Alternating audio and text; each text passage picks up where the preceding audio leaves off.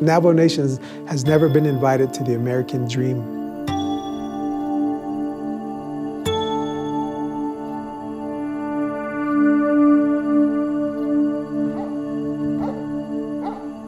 To this day, the most powerful nation in the world has their citizens living in third world conditions.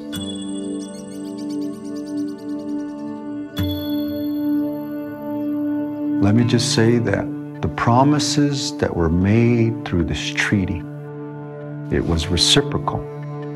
The Navajo people and the leadership there signed the document. Founding fathers of the U.S. at the time, the leadership signed that treaty. And it was a way to say we would help each other out. In the treaty, it has healthcare, education, infrastructure, and many more. Now, it's not a handout. It's a promise.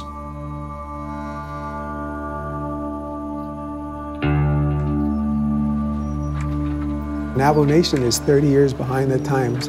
If you were to look at our nation in present state, our economically disadvantaged status, our environment here, and compare it to a border town or, another city, a sister city in some other state, right? Everything's state of the art. And then you come back here and, you look around and it's like, wow, it'd be hard to not be discouraged.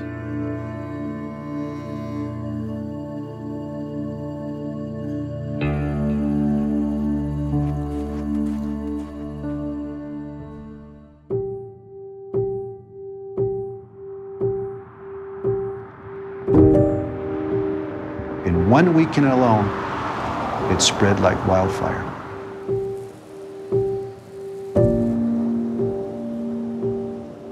There was a family gathering, there was a church gathering, and it just took off into various parts of our nation.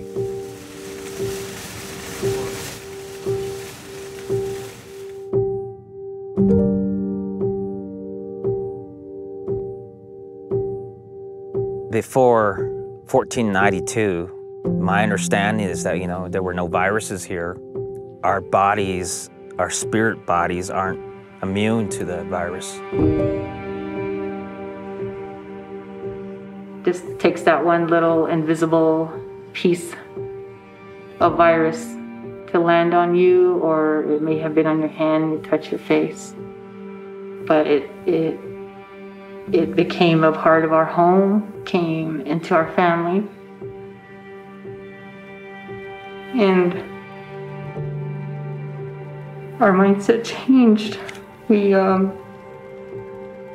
immediately went into a different type of mindset. Instead of being protective of our family, it was more, okay, now we need to think about how we're going to fight this. What do we do now?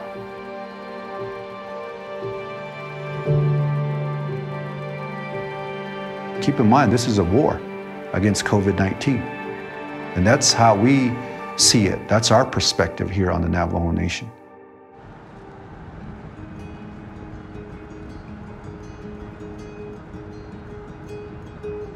Look around, we talk about Team Rubicon volunteers going into austere environments. This is pretty austere. Good morning. You got enough water? We'll refill these up. That 30% of the population lives without running water. I think most of America thinks that all of our people, all of the people in our country kind of come home and can turn on the tap. In some ways, I don't know if austere is the right word for it, because that has some kind of negative connotation. But look, the Navajo that I've known are just a hardy people. They're resilient.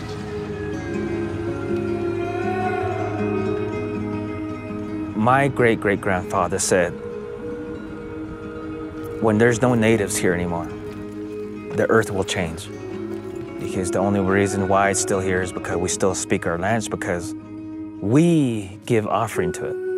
We sing to it. We have a blueprint, and when that stops, there's no more. We have a female hook gun, male hook gun. Right behind the male hook gun, we have a sweat latch, and then we have a traditional modern octagon hook gun there. We still live in these. We still do ceremony in these. And they're still out there on the Navajo reservation. In one home, you might have 8 to 12 people. So you got some elders and then some middle-aged and then the young generations. Sometimes the grandchildren live within this household. So if you don't have water and then you're surrounded by 8 to 10 of your family members, you could see how if one came home infected, how it just, filled that house with the virus and those all contracted.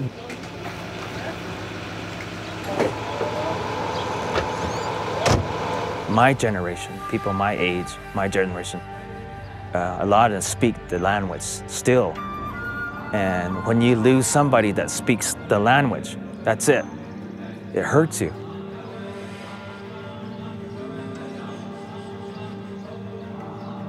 It really hurts.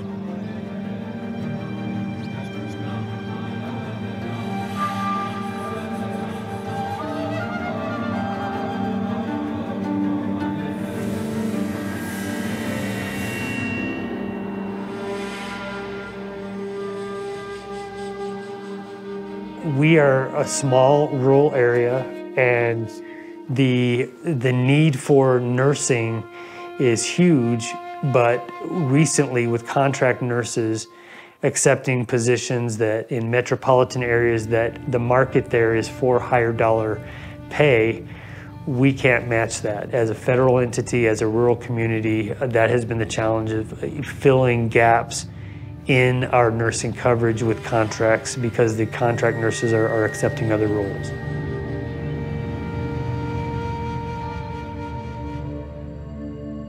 My name is Rick Rosen. I'm the incident commander here for Team Rubicon's response to COVID-19 in service of the Navajo Nation. Our folks have been working in the hospitals, providing and augmenting the medical providers there, assisting in treating COVID-19 patients. This is probably the sickest population that I've worked with in a while. There's a patient every 10 minutes. Many of those patients require multiple hands. If you'd been here 20 minutes ago, you'd have watched an intubation in the end room. My patient, the patient that I'm working with right now, had needed 15 different meds. So I think that the challenge for our nursing staff is just to keep going, and not only to survive that first surge, but the challenge to keep going through a second surge without any reprieve. As you see behind me, we have a alternative care facility being constructed. It should be ready to go at the end of the week. It's Monday now. It'll be complete Friday.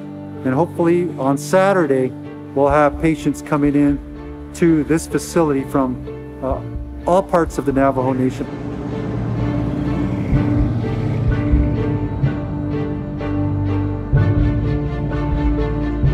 The mood in the hospital is one of resilience. People work because they have to help other people. And when you see someone who's really sick, it drives you to work harder. Just knowing that we are providing safety and saving lives of the elders of a Native population that carries their codes, their language, their history and culture. I mean, that's crucial. And we're saving a tradition that could be lost if we did nothing.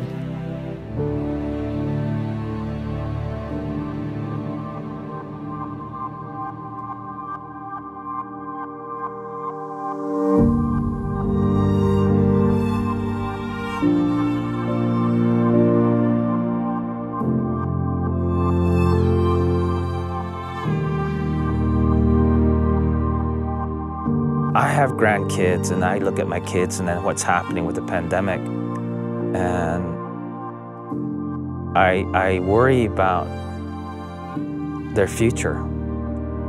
I mean, we live in a germ world. We live in a virus world. We don't need to make it political. We don't want to make it religious. We don't. It's just about getting that vaccine to that person.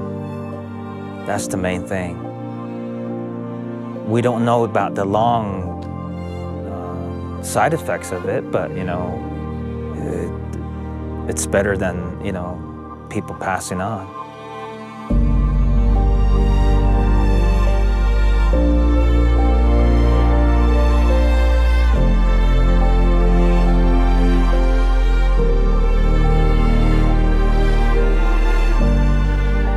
This is the gateway to Monument Valley, to the park, but we stopped the other day just to look at it. We talked earlier about, you know, you drive around here and you're just surrounded with things that are beautiful. And, you know, I don't know what the artist intended with the sculpture, but I think it represents tradition.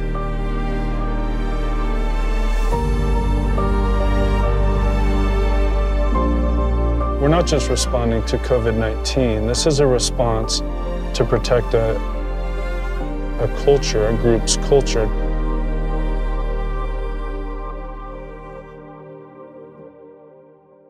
It makes you know that life is precious. At the same time, it makes you understand how much you need to focus on the positives and focus on the good and not let it overwhelm you, not let the fear take control. As a family, we need to do this together. And the stories that I hear really empowers me and encourages me to know that we are resilient, that we are overcomers. That now is the time to unite. And I know and I guarantee you, we'll be stronger from this event, and we'll be a lot closer as a Navajo people.